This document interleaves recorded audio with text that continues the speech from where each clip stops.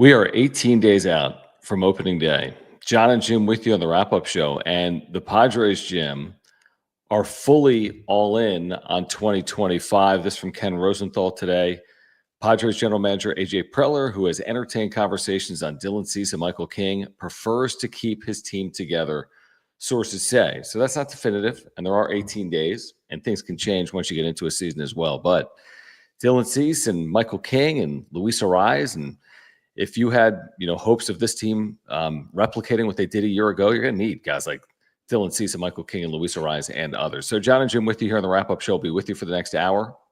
Make sure to subscribe. Year-round content for baseball and Padres fans. Smash the like button for us. You can follow us on X at John Schaefer, JONSCHAEFFER, at Jim Russell SD. We appreciate the supers. Great way to support our work. If you want to support the channel, click the $ below the chat box. We'll get to all of your comments on screen if they're super chats, so thank you for that. If you want to control the direction of the conversation, you can become a member as well by clicking the join button down below. But 18 days out, on Field in the Cactus League, it has been nothing to really discuss, Jim, for weeks on end. They have not played well. We can get into that fifth starter as well, but I think that's a significant story. I have always believed that the Padres would make some type of substantive move between now and opening day. They still could. They could add without subtracting. But if Preller's going to hold on to Cease and King and others, I think that's a win, at least for 2025. And it's significant right now because of the news in New York with Garrett Cole, the news in Seattle with Wayne Kirby, two frontline starters for teams that are trying to contend this year. Obviously, the Yankees are always trying to contend and win a championship. And, it's significant from the standpoint of if Preller was trying to move these guys, then you would think that those two teams would be calling like yesterday for Dylan Cease or Michael King. But from the looks of it, and I am been on this boat the entire time, is going for it this year, keeping everybody together and adding to a team that won 93 games last year to try to get over that hump this season. Again, anything could happen at any moment. If this team sucks at the trade deadline, then yeah, trade them. That will be the stance. Yeah, of course.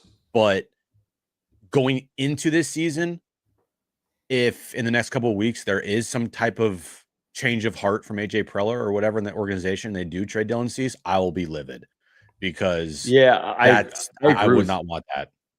I agree with you. I think also the Cease King dollar figures make it, to me, almost makes it hard to move. You know what I mean? Like, they're not making a lot. And if the theory on moving these players is always like they're going to get under a CBT or they have to reach a certain payroll threshold, that doesn't really apply with Cease or King. And here's the thing. Yeah, you have question marks about 2026, but we would have said they had question marks about 2025 and 24. We said they had question marks about 24 and 23. So let's not worry about 26. Let's make this a night to remember, right? It's Jim's bachelor party. We're going out. We got a couple hundred in our wallet. Like, should we spend? Should we spend the $300 tonight? Not necessarily, but we only live once.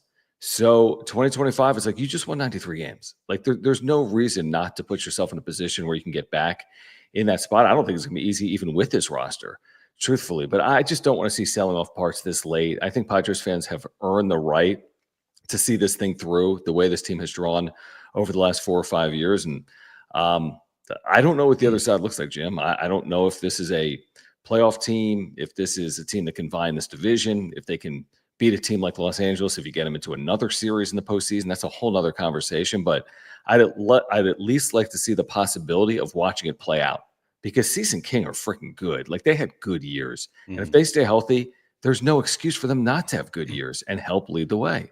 Yeah, I'm with you. I don't know if this team is going to make the postseason this year or not, but I do think that on paper, they're still I think a good baseball team. Now the competition in the National League is tough, right? But I still think they can compete. Absolutely.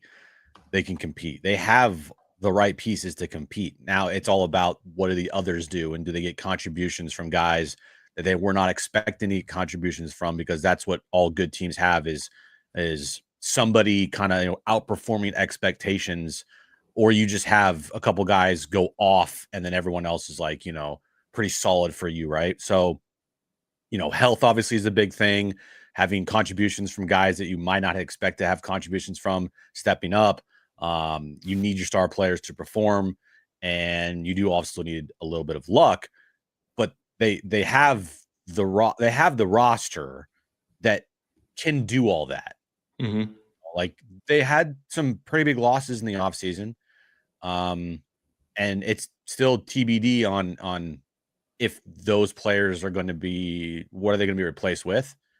But right now on paper, they're 1 through 4. I love their 1 through 4 in the rotation.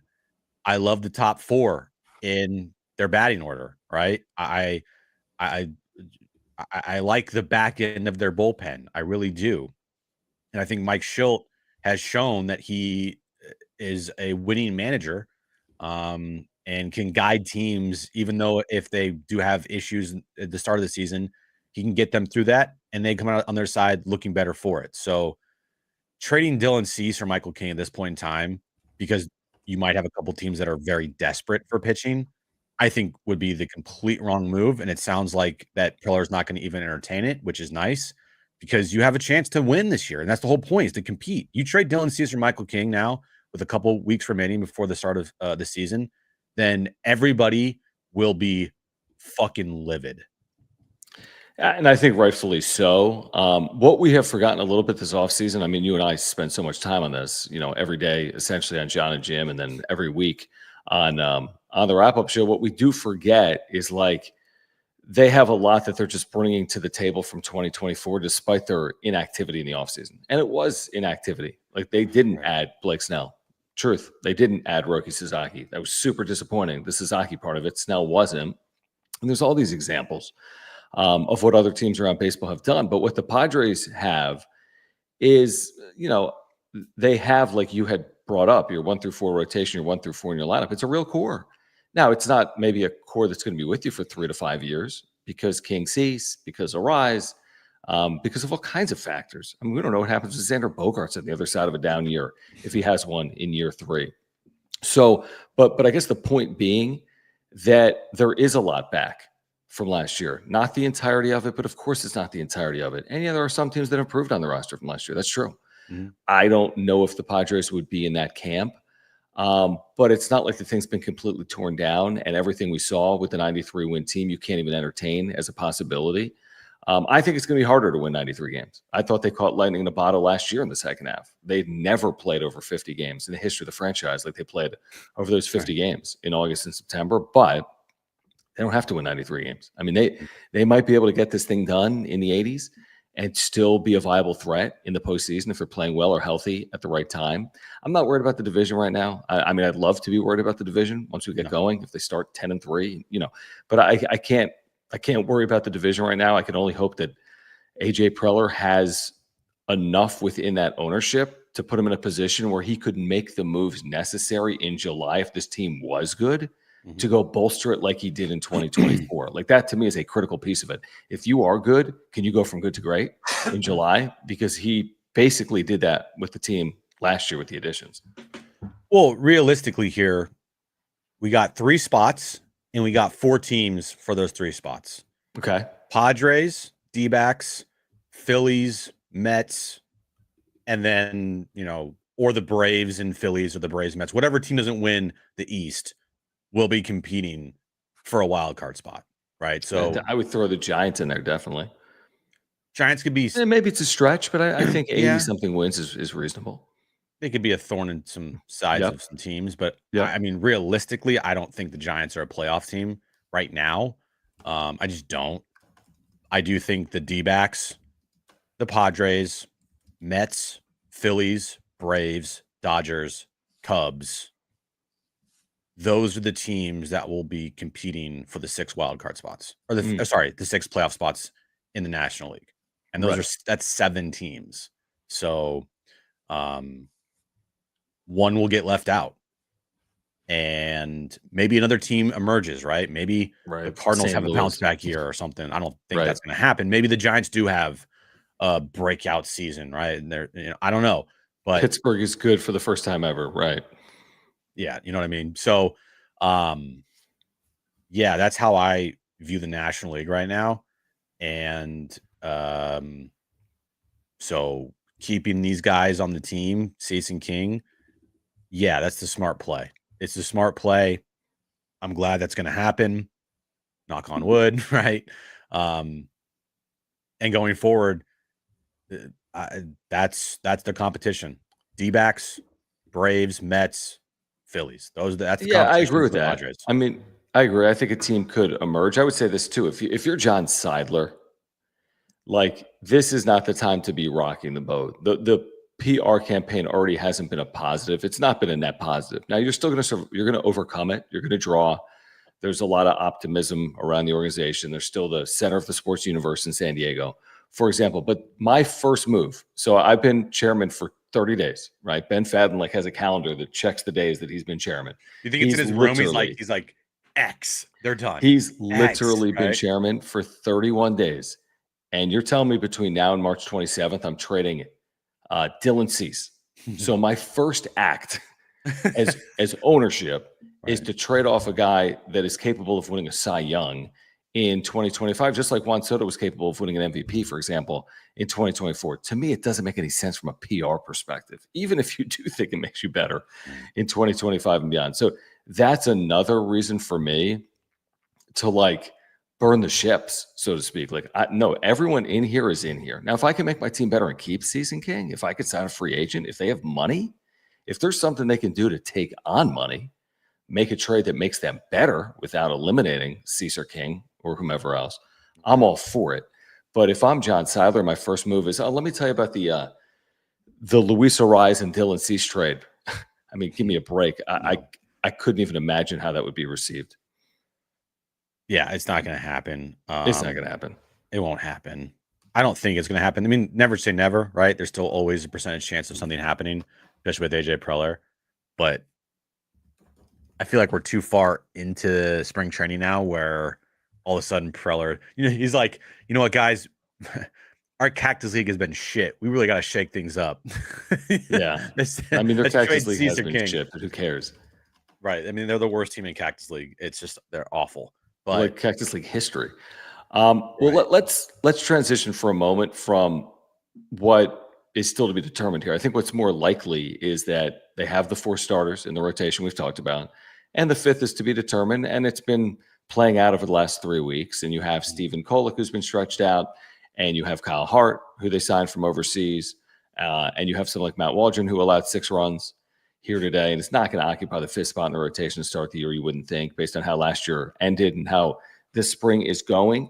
So I would envision it comes down to a Stephen Kolek or Kyle Hart. There's obviously Johnny Brito and Randy Vasquez and other candidates like non-roster invitees, but it seemingly would come down to Hart, who put together a good year overseas last year, and Stephen Kolek, who's competing for that job right now, right? Right. So right now, this spring, Stephen Kolek, 5 scoreless innings, 2 games appeared. And then let's see here. Where's Kyle Hart? Am I missing him? See? Why is he not here? Can you find what Kyle Hart's done this spring? I don't see him on this list. Has he made his spring debut in an actual Cactus League game? Oh, I know why. Because he pitched the other day and it was 2 scoreless innings, but it got rained out, so that game got canceled. Exactly. Yeah, so he hasn't officially pitched, but yeah, he's pitched 2 scoreless innings. Okay. And then the other pitchers that are vying for that 5th starter spot, we got Matt Waldron. He's pitched the most innings in spring, 9 1/3 with an 8.68 ERA. And then let's see here, Randy Vasquez, John. He has pitched 4 innings in Cactus League play with a 4.5 ERA. So right now, to me, if I'm kind of handicapping the 5th starter spot with less than 3 weeks to go, Waldron, done. Vasquez, to me, meh. That's more of like a emergency starter.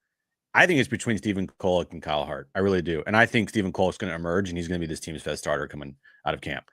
I also wonder, I don't even know if the spring numbers mean anything. I think it might have been destined to be either Kolek or Hart anyway, based on the signing of Hart and based on stretching out Stephen Kolek and based on Matt Waldron presumably having options, based on Brito and Vasquez having options. Don't you agree for guys that are trying to win spots out of camp that spring numbers do mean a little something? They definitely mean a little something for starting pitchers, but I would say, like, for example, Kyle Hart's year last year, wherever the hell it was, like, where was it? It was in KBO, right? Am I Yeah, right I mean, about that's that? a tough gauge. Like, I can't base what he did in the KBO and say you're going to get that fifth spot because of it. He had a 2.92 in the KBO in 26 starts a year ago. Yeah, he's got to earn it. Yeah, I agree. I mean, it's going to be earned. I don't know if it's solely going to be based on ERA. But yeah, I would agree with that. I think I would be more sold on pitchers, at least starting pitchers, earning the fifth spot than position players necessarily earning it with their like batting average in the spring. Although I guess all of it matters. I mean, look at Tirso Ornelas. He's had a good spring. That might warrant consideration on the major league roster. You look at some of these other dudes, they've had bad springs. Maybe they're not going to make this team as a result of it. I just, maybe for me, sometimes it could be fool's gold. Like Kyle Hart, I'm making it up, has a good spring.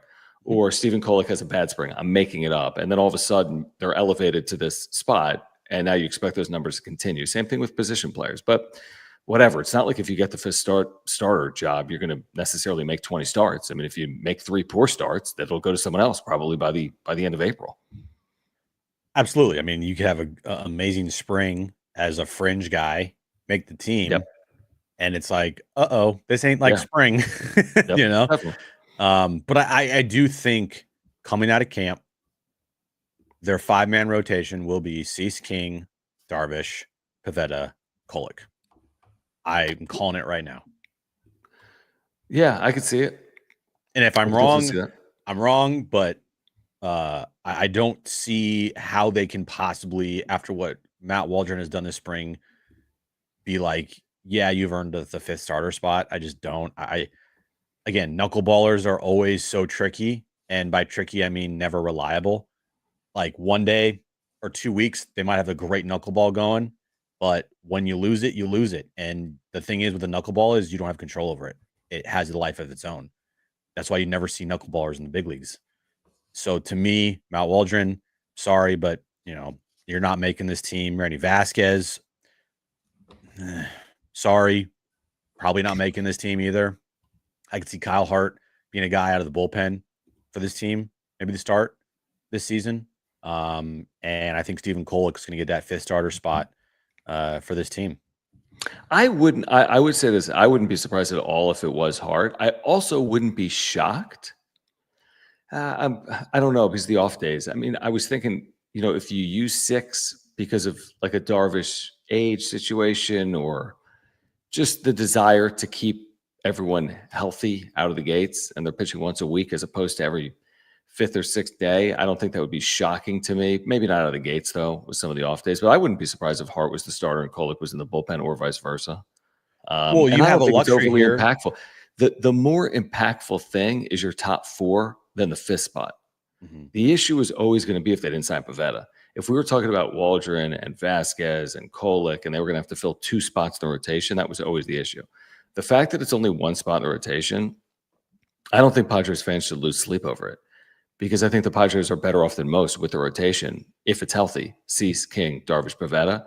That to me is much more of the story than who makes the 5th start of the season on April 1st or whatever day that's going to be. Do you know this team does not play a game on Thursday until May 22nd this year? Yeah, okay, so there's a good reason never to use 6 starters. Except for opening day, which is on the 27th, which is a Thursday. But other than that, they don't play a Thursday game until May 22nd.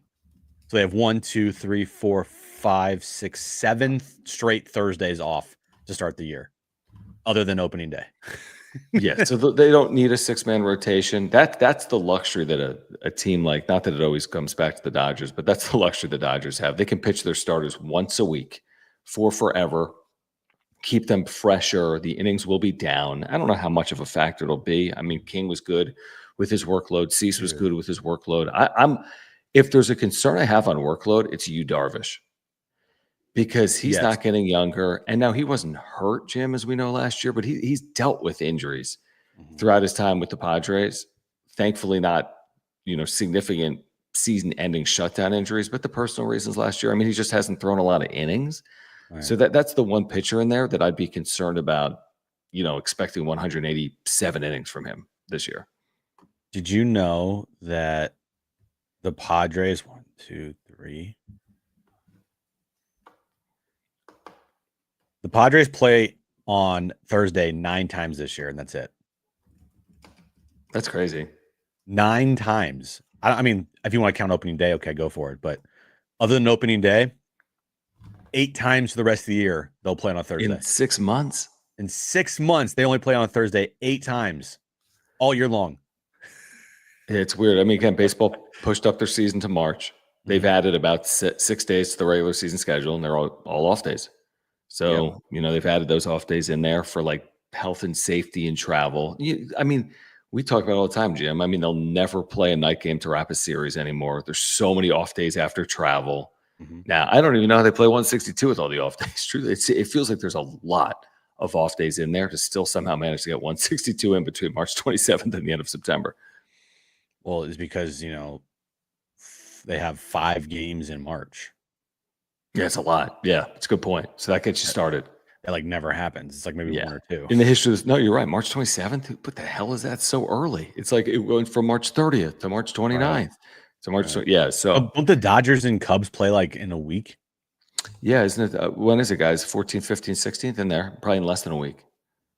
That's crazy. So that is this weekend. I think it might be during the week. Let's see. It's Tuesday. Oh, no, it's Tuesday, March 18th. So 9 days from now. Okay. So next week. Okay. But yeah, no, that's common. I mean, I think having the Padres start last year is kind of unique, but I didn't love the fact that they were 3 a.m. truthfully. Playing those games overseas. Yeah, it was a weird time. It was a weird time. But it was literally a weird time. Yeah, this is a traditional spring training. This is a very traditional spring training, which they have not had in forever, by the way. No WBC. Like this team. WBC, Korea, lockout, COVID. Think about that. COVID in 2020, 2021 lockout, 2022. What happened in 2022? I don't know. When was the last WBC? 23, maybe? I don't remember, dude. 23, I think, was the WBC because they had a shit year in 23. I think that's right. And then last year was Korea. So 2022. What was 2022? Anything happened in 2022? They were just good. They were good that year. Yeah. Yeah. I don't know, but you're right. This is a normal spring, and honestly, maybe it's a good sign that it's been quote unquote quiet this spring for the Padres. Let's get back to this conversation in a moment. Also, what are they going to do in left field? What do they look like at catcher? That fifth spot still up for grabs. There's bullpen spots that are probably still up for grabs. There's bench spots. Jose Iglesias coming out and saying, I'm not a minor leaguer, essentially earlier in the week. So we'll get into all of that coming up. We can't do this without you guys here right now, live on replay. And we can't do it without our title sponsor. Mark Nimitz, Farmers Insurance, has been with us since day one of the wrap-up show on YouTube, which has been over 3.5 years, which is incredible. I think we started the channel in August or September of 2021. We've been doing the wrap-up show since June of 2020, so like 5+ years. So Mark Nimitz has been with us since day one. If you've got an insurance need, trust us. Mark is the right insurance agent for you. How do we know? We do business with Mark. I've got 3 insurance policies right now with Mark Nimitz, earthquake, homeowners, life insurance, and you can as well. He does auto, he does everything. Click the link in the description down below. You can get to his website. You can get free quotes online or by calling Mark, who's a native San Diegan, lifelong Padres fan. He's got great service and communication. I had to file a claim a couple of years ago because of a flood. He took care of everything. So if you support the channel, before you renew with your current insurance agent, make sure to get in contact with Mark Nimitz. He'll talk to you about your insurance and the Padres, and click that link in the description down below. Yeah, all this information is in that little ticker right there. When you reach out to Mark, let him know that John and Jim from the wrap-up show sent you. So, in terms of some of these battles that'll play out like they do in every spring with every team, I do think the Jose Iglesias addition is somewhat significant because of the way that they structured this deal. Minor league deal. If he makes the team $3 million, if he starts the year in the minor leagues, he can opt out twice. There's an opt-out at the end of April. There's another opt-out at the end of May. we talked about it on the radio this week, and people could look up his numbers. He flat out hit last year. And he was a reason why, I'm not saying the sole reason, but he was a reason why, or was credited with helping the Mets go on that run they went on.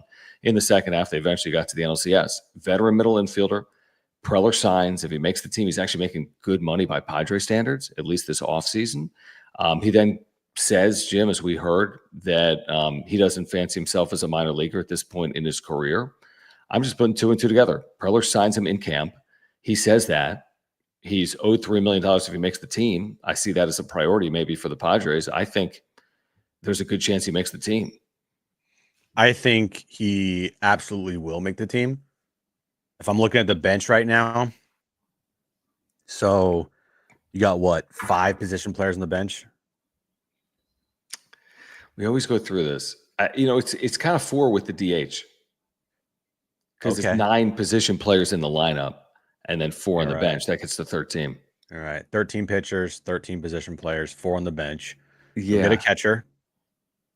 I think Tirso's on this team. Eggy? I think Eggy's on this team. And then it's basically, is it Iglesias? Is it Connor Joe? I think Gavin Sheets? I think it's going to be Hayward. But Hayward's going to be starting maybe potentially in left. Right. Okay. Yeah, it doesn't count. And then I think you could see either like Eggy, or Joe as your DH, or you have Joe at first and Arise as your DH, or Iglesias at second and Cronenworth at first and Arise as your DH, right? But I do think that Eggy and Tirso and a catcher, Iglesias, and Connor Joe. Those will be, and then one of those players will be your DH or be on the field, and then whatever. But that's how I view their bench right now. Yeah, no, I think that's probably. Oh wait, they got Tyler Wade as well. Wade. That's the thing. So there's a little bit of a crunch there, and that's maybe why you sign him to a minor league deal. Maybe he does start the year in the minors until something figures itself out. I think he starts the year in the majors. I think what figures itself out is something around him. Like he had 337 last year, and he spent a lot of time in the big leagues, and he's going to start in the minors this year. Like, I don't know. It seems to me like you either like cut him or you're on the major league team. But I guess the contract says, well, you can just opt out if you're not in the big leagues by a certain point. So maybe he starts the year in the minor leagues. It's a good point on Tyler Wade. But then again, what do you really owe Tyler Wade? You're keeping him because of Mike Schilt, I guess. I mean, there's so many players out there that are an upgrade over Tyler Wade. Like, it's not it. If you're keeping Tyler Wade on this team to not have like Eggy Rosario, or who is a much better bat than Tyler Wade, not even close, or Jose Iglesias, like you're picking Jose Iglesias or Eggy Rosario over Tyler Wade every day of the week. Now, I to EJ's point here, yes, the one thing that Tyler Wade does bring to the table is his versatility. He can play. He'll play any position. He'll play. Hey, Skip, where you want me? I'll play. It doesn't matter. Problem is, can't hit, can't do anything. So yeah, I don't know, man. That's a good one because I forget about. I mean, Tyler Wade's very forgettable in the first place in my mind. So like, not even thinking about Tyler Wade there, I'm like the bench that I just had there with Connor Joe, Tirso Ornelas, Jose Iglesias, Eggy Rosario, and a catcher. Mm-hmm. Is Tyler Wade really better than any one of those players? I mean, I would need to look at the way I kind of forget right now, to be honest. Like, are there 8 relievers in the bullpen, or will it be 7? I think it's 8. Yeah, I think they're going with 8 and 5. That's 13. You're getting 13. I know, but do you carry 12 pitchers or 13? I forget, because when they went from 25 to 26, I always forget how this typically shakes out. There's no requirement, but you can't carry more than 13 pitchers. So my point is you carry 12. With all these off dates, you need 8 relievers. 8?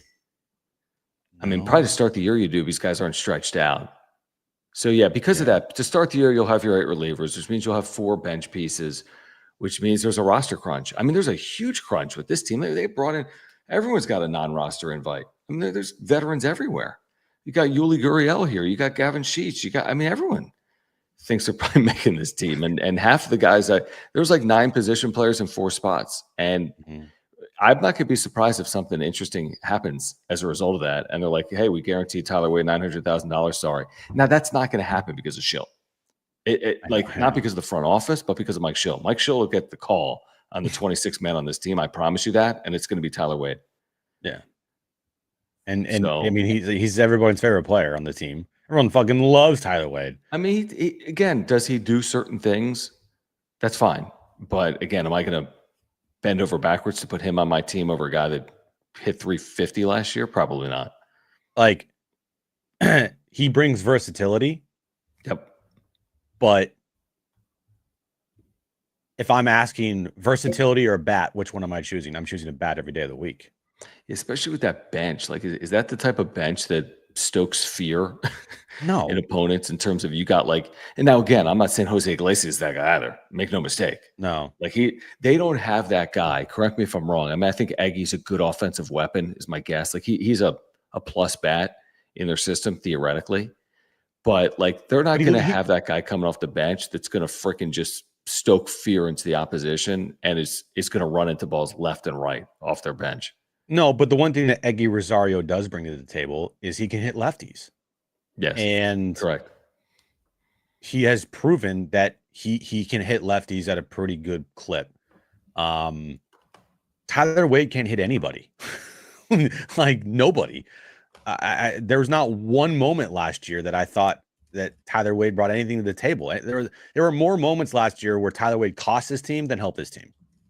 And for me, that's like, why? I don't know. Just, it doesn't make any sense to me. If I would up to me, my bench is, as I said, it's Jose Iglesias, it's Eggy Rosario, it's Tirso Ornelas, it's a catcher, and it's Connor Joe. I mean, I think Tirso Ornelas, like, he's probably earned the chance to break through. Like, what are you really waiting on? I guess would be my point. Like, he's 24 heading into age 25. Like, is he going to be better suited for this a year from now? Like, you either kind of break through or you don't.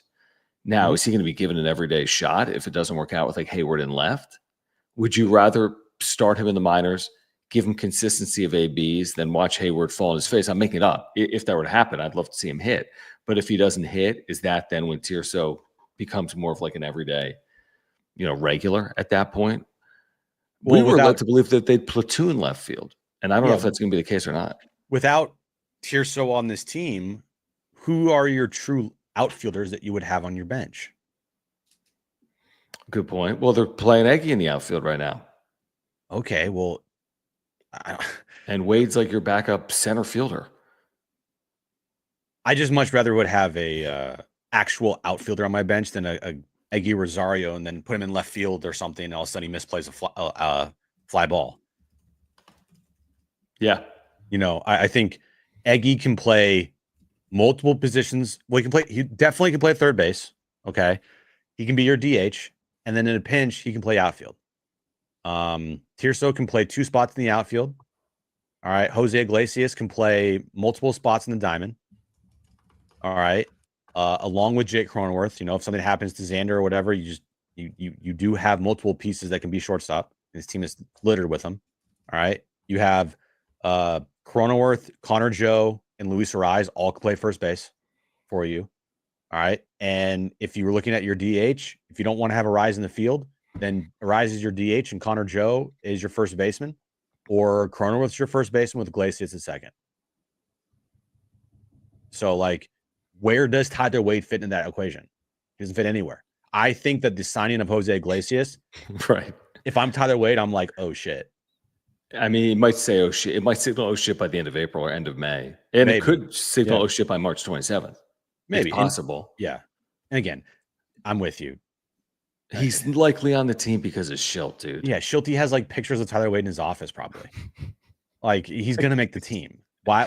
I don't know, but it's just, I don't know. And again, we're arguing over, like, we're talking about like the 25th and 26th man on the roster.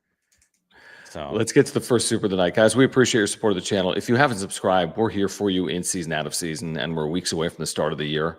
We just crossed over the 8,000 subscriber threshold. If you wouldn't mind helping us get towards 9,000, we'd love to get to 10,000 this season. We need your help. So please subscribe.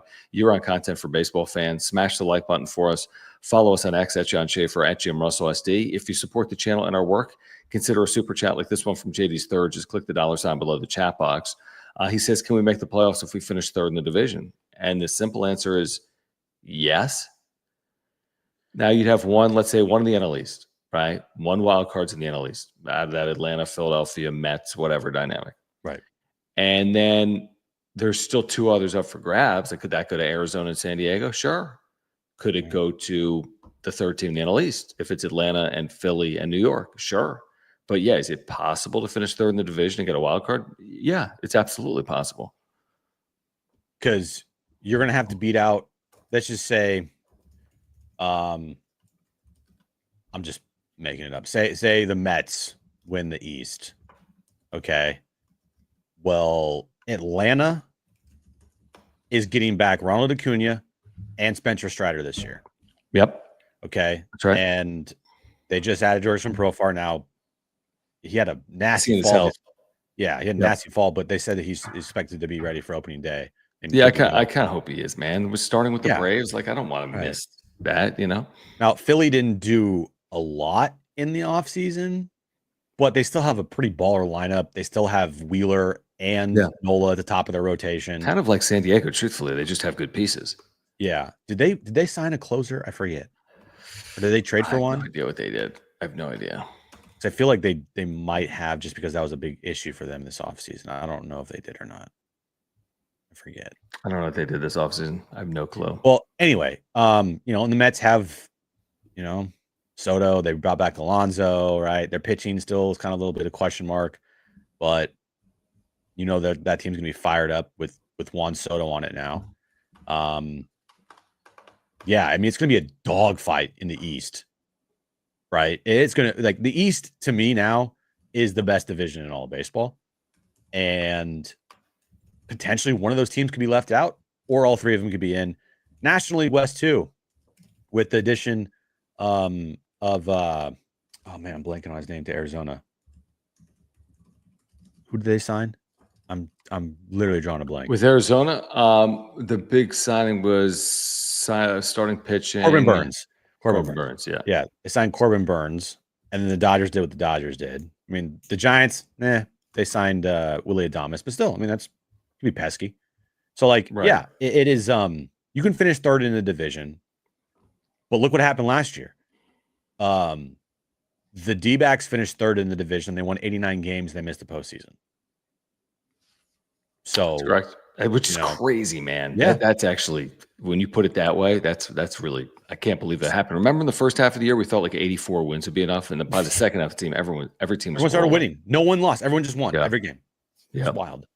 Yeah. Oh, they also added Josh Naylor as well, who could flat out hit and torches. Like, he'll be a problem, I think. Yeah, he could be a big problem.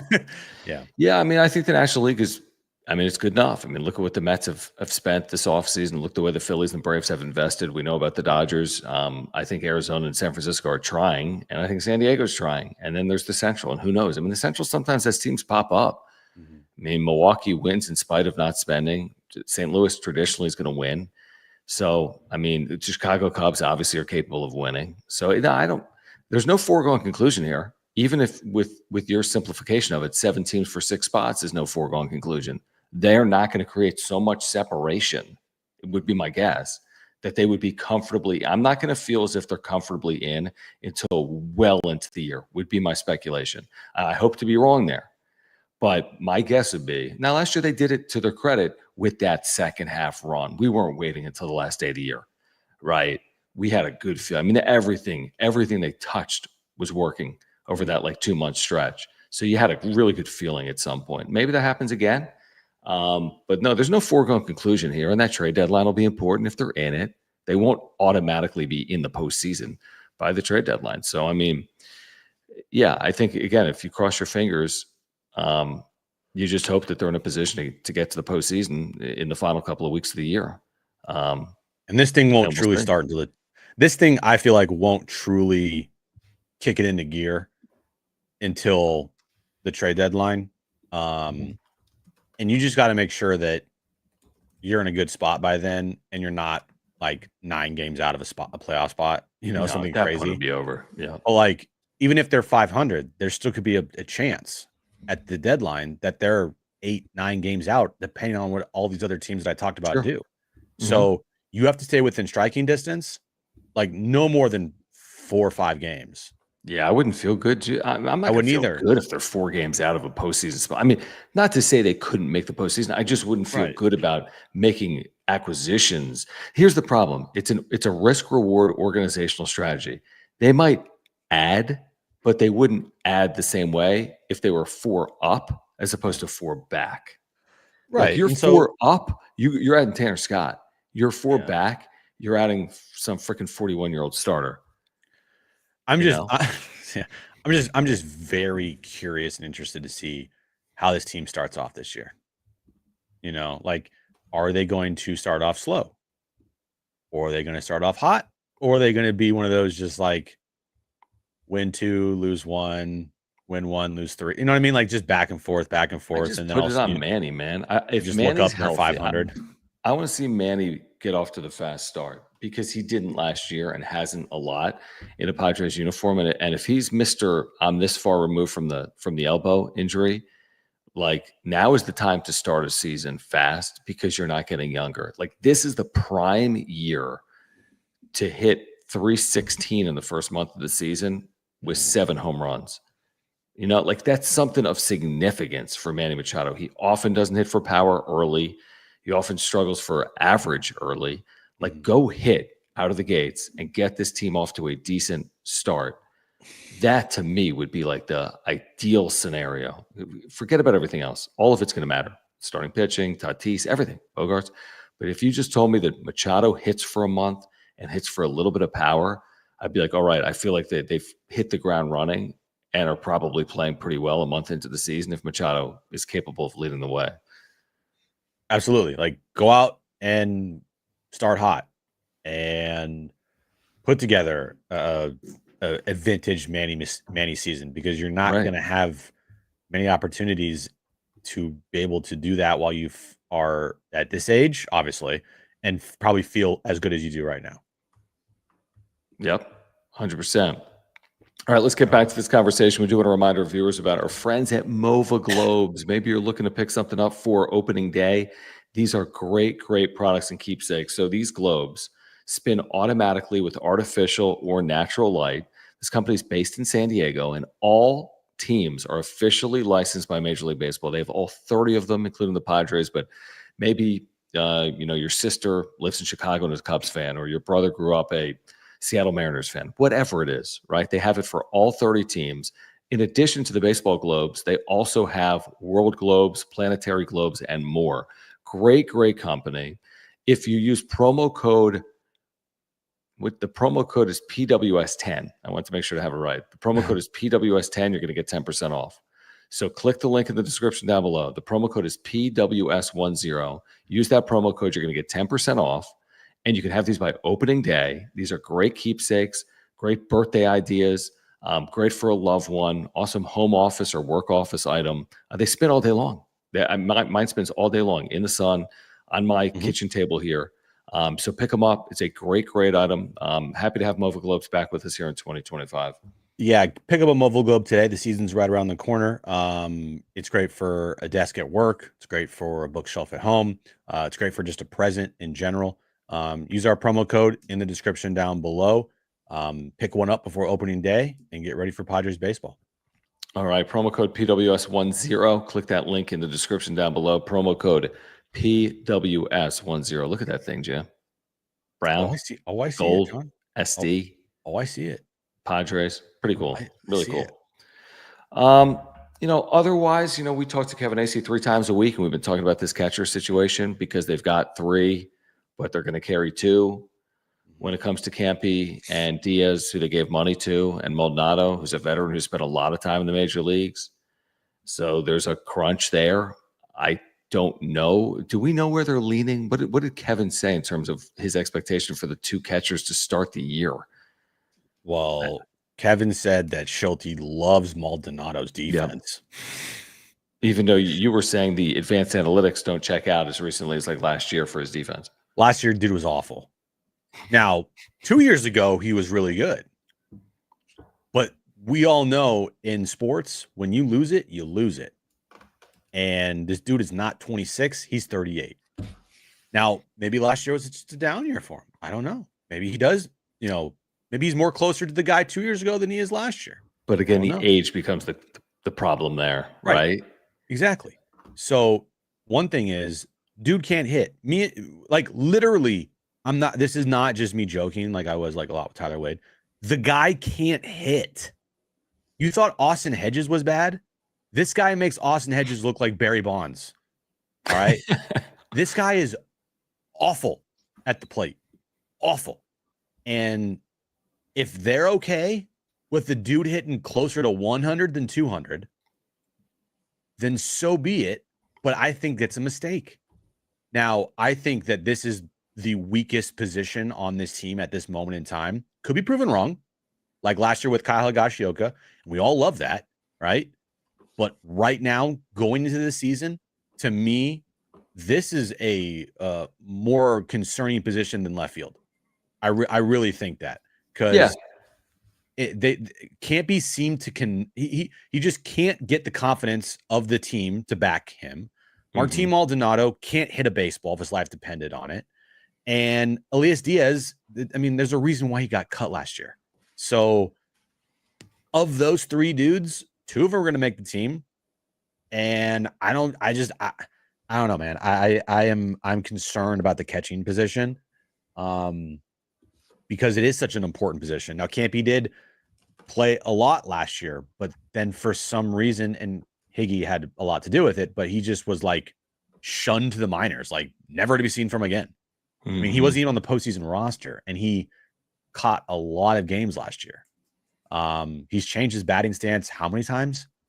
He is 26 years old, and it just hasn't clicked for him. Like this is another reason why I'm not really that sold yet on Ethan Salas, because like Campy's 26, and we all thought Campy was going to be this guy that's going to come up and his bat and everything, and we're still waiting. I think Ethan Salas has a better chance and is better than Campy was when Campy got brought to the big leagues. But catchers they're so tricky to hit on because of how much toll the position takes on one's body. And also to your point, because it does take a lot of catchers a lot longer to develop than it would take other position players, because the responsibility, what's on their plate, is so much more significant. Framing, fielding the position, also hitting, working with pitchers, bullpens, meetings before games. I mean, there's so much that goes into it that, to your point, I mean, Campy was a promising prospect that hasn't panned out. He's 8 years older than Ethan Salas, and he still hasn't, quote unquote, like hit or like turned over in the major leagues. That's not to say Salas can't do it sooner, but I mean, even if he did it at 21 or 22, that's still years away. If Salas did it at 21 or 22, you're still talking multiple years potentially for Salas in the minor leagues before he has any type of breakthrough. And it could be a lot more than multiple years before he has any type of breakthrough in the major leagues. Let's get back to the super chats, guys. If you're here, please subscribe. Year-round content for you. Please subscribe. In season, out of season, we have year-round content for you. Baseball fans and Padres fans. Richard is a longtime supporter of the channel and a Dodger fan, but we appreciate you, Richard. He says tonight in the Dodger Hedge channel, overwhelmingly we feel San Diego is a postseason team. If the Padres can stay healthy, they will be dangerous. I mean, I think we feel similarly to that, and I think the Padres-Dodgers dynamic has actually been a pretty good one. 2020, 2022, 2024. Yes, the Padres have finished second fiddle in there a few times, no doubt about it. But, it's played out relatively interestingly. And the series on field's been good, man. Regular season and postseason. It's been entertaining. And I hope that's the case again, truthfully, in 2025. Yeah, if this team stays healthy, that's the huge. The reason why they didn't make the postseason is because once again you have your superstar players having down years. Yeah, and like this past year, you're right. Health is everything. Like they didn't have Joe Musgrove late in the year. That's everything. Right. They didn't have Wasn't you. Now, available. you Darvish wasn't a health thing, but they didn't have you Darvish for half the season either. Right. So, yeah, health is Thanks. everything in sports. It's if Everything. you don't have it, you're not getting anywhere. But if they do stay healthy, I mean, they were, I want to say, relatively healthy in 2023. They did have issues, obviously, but it wasn't like a catastrophe of injuries with the team, and they just had a lot of players underperform. And so like that's what you hope this year is like. Again, health hopefully is on your side, and if that is great, now the next part of that equation is like then the guys got to produce and they got to perform. And I think they do have the pieces. I think this team is a you know 6 seed, 5 seed playoff team, right? Hopefully they're better than that. They'd be great. But I do think they're going to. What I can say confidently actually I can't say confidently, but what can I hopefully say is that they compete and they have the pieces to absolutely compete. 100%. Let me get to this super from Ishmael. Appreciate you, man. And thank you for the supers. You can click the $ below the chat box like Ishmael has and Richard has and JD's third did earlier. He says, hey, guys, watching the last few games of spring training, it seems that starting pitchers are very good, but relievers haven't been too good. Just an observation. I would not get carried away with any of it. I just wouldn't. You're using guys differently in spring training than you do in the major leagues. Some of these guys are already set and on the team, Jim. It's not overly important. I know Robert Suarez has been throwing a new pitch.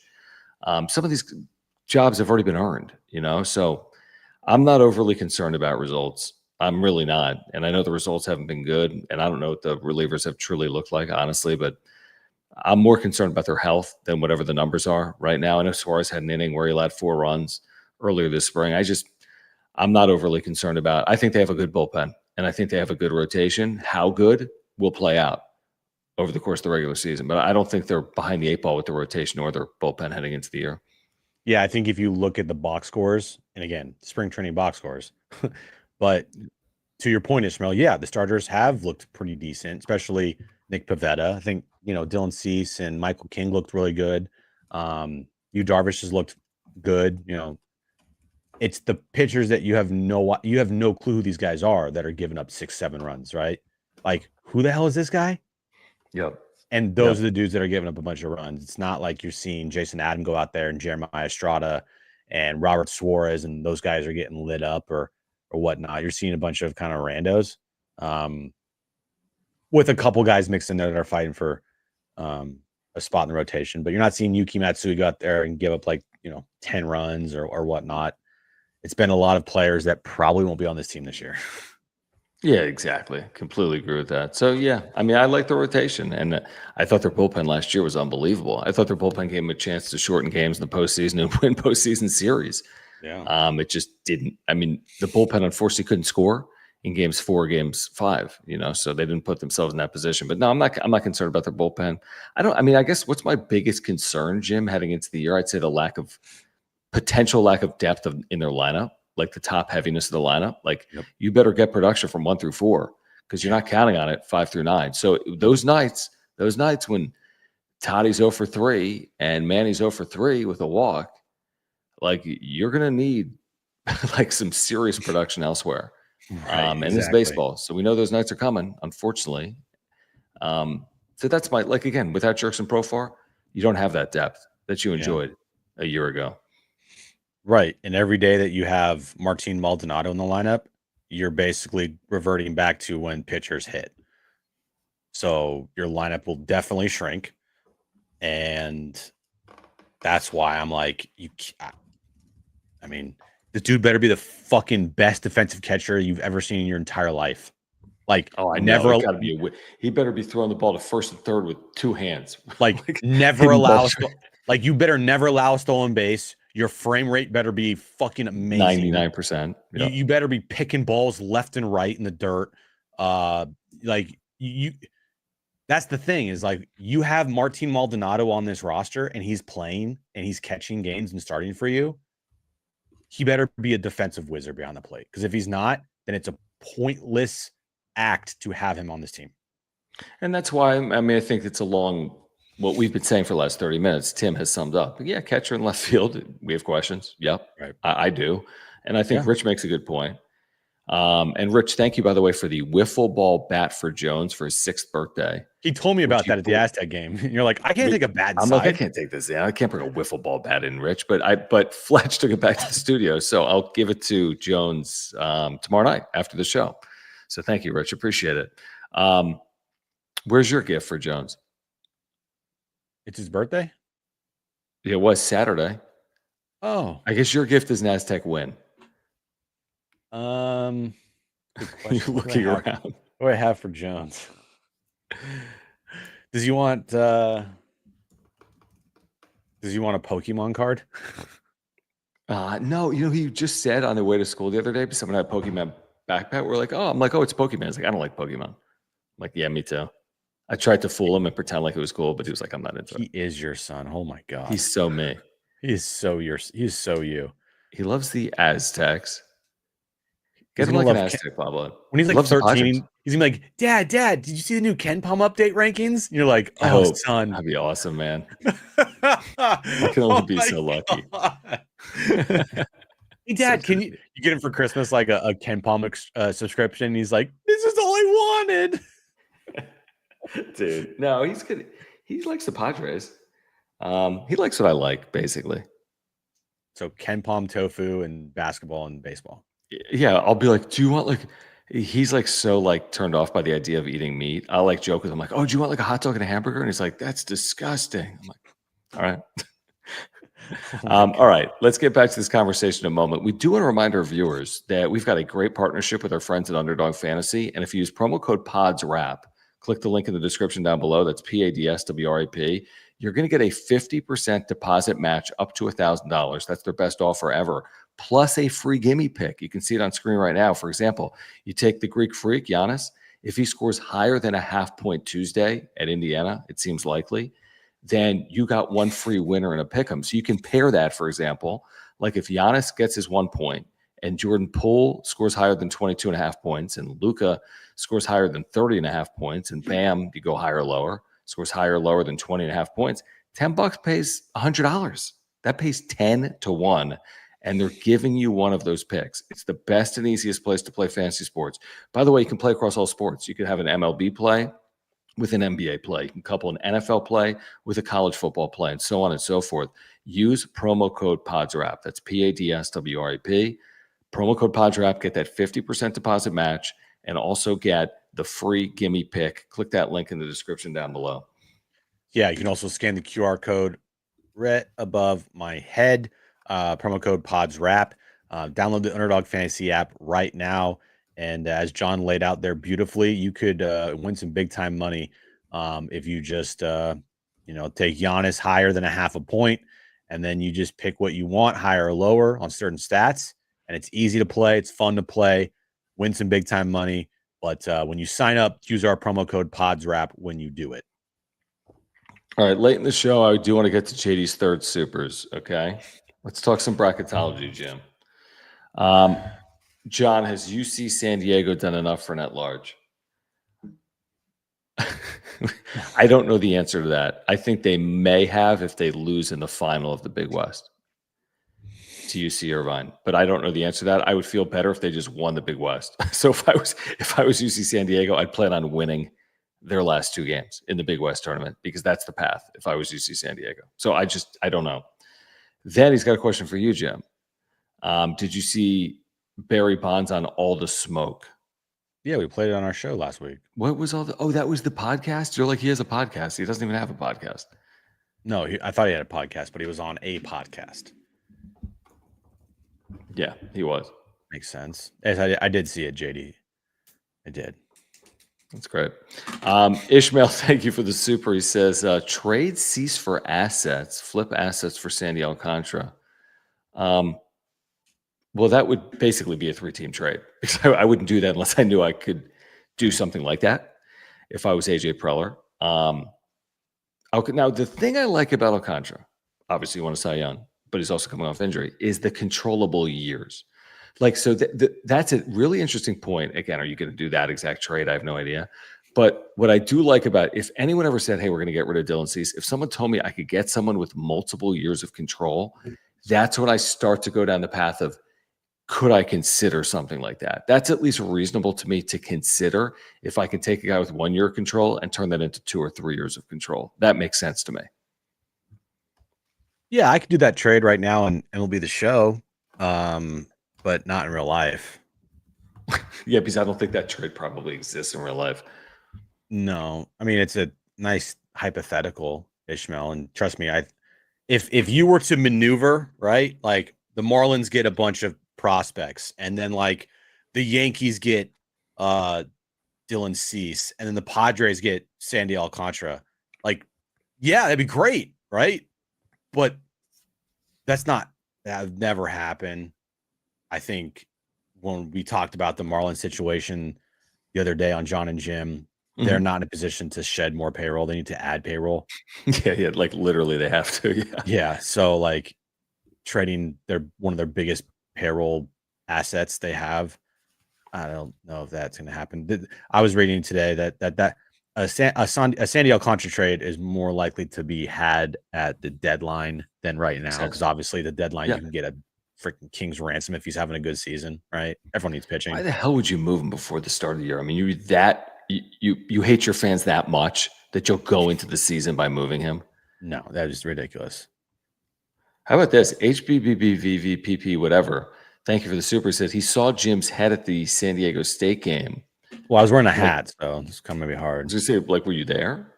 And then I know you were, but was HBBBV there? And then he says, weighty over Xander. That's a whole nother conversation if that's accurate. Yes, Jim.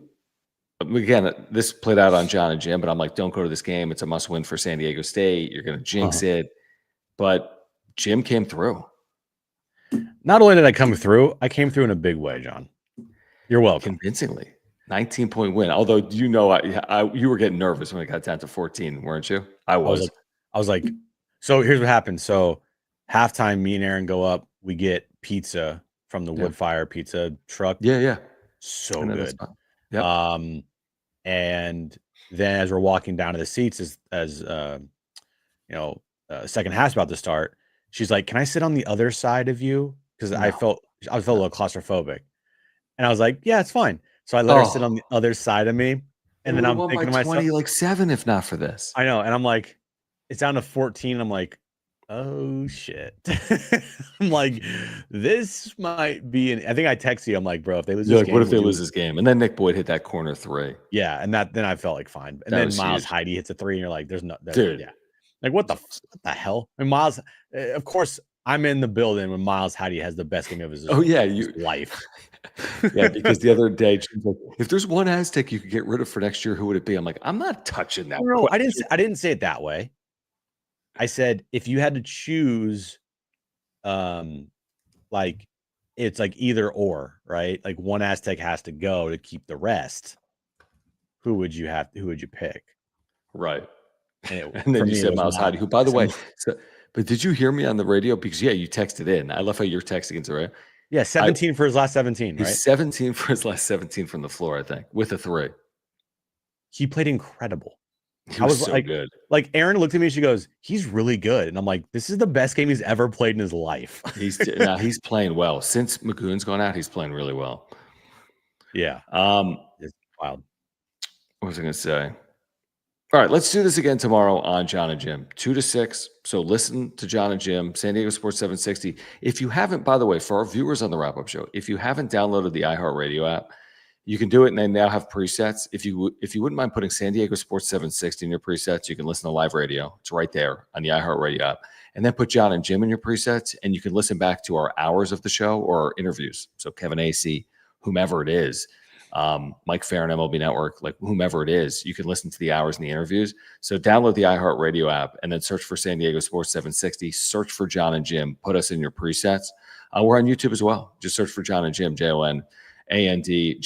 Kevin Acee will join us tomorrow. So we'll talk more about the Padres, who are going to be 2.5 weeks away from opening day, March 27th. Come tomorrow, that'll be 17 days away from opening day here in San Diego. Yeah, it's coming, you know. It's coming. Yeah. We'll be there before we know it. Support our partners, Mark Nimitz at Farmers Insurance. If you have an insurance need, please consider Mark. Click the link in the description down below. He's a native San Diegan. He's been with us since day one. Please support the channel by supporting Mark. Mova Globes, pick one up. Use promo code PWS10. Get 10% off, and get this for opening day. Promo code PWS10. Get 10% off, officially licensed. And then again, Underdog Fantasy, get that 50% deposit match plus a free gimme pick by using promo code PODSWRAP. That's PADSWRAP. We'll catch up tomorrow on John and Jim beginning at 2 p.m. And for Jim, I'm John. This has been the wrap-up show. Thanks, guys.